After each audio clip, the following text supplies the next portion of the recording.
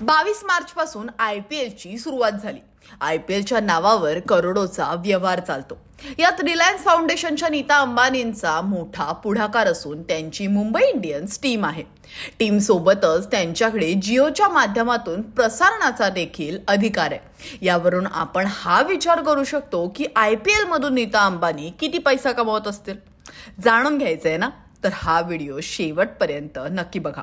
नीता अंबानी यांनी मालकत्व स्वीकारलेली मुंबई इंडियन्स ही IPL मधील सर्वात यशस्वी आणि लोकप्रिय फ्रँचायझी टीम आहे।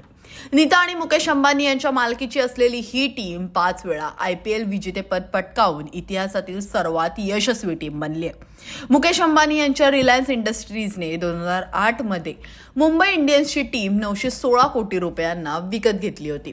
आता या घडीला मुंबई इंडियन्सची ब्रँड व्हॅल्यू 10,070 कोटी रुपयांपेक्षा जास्त आहे। याचा अर्थ नीता अंबानींनी या टीम मधून 9,154 कोटी रुपयांचा निव्वळ नफा कमावलाय। मुंबई इंडियन्स ही IPL मधील सर्वाधिक कमाई करणारी टीम आहे।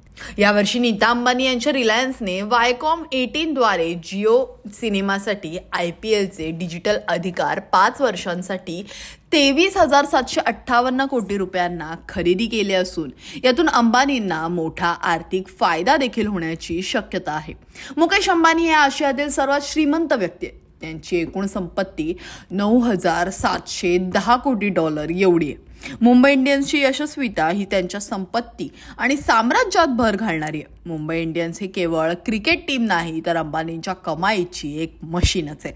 या टीमने त्यांना प्रचंड आर्थिक लाभ दिलाय आणि भविष्यातही तेच होत राहील यात काही शंका नाही।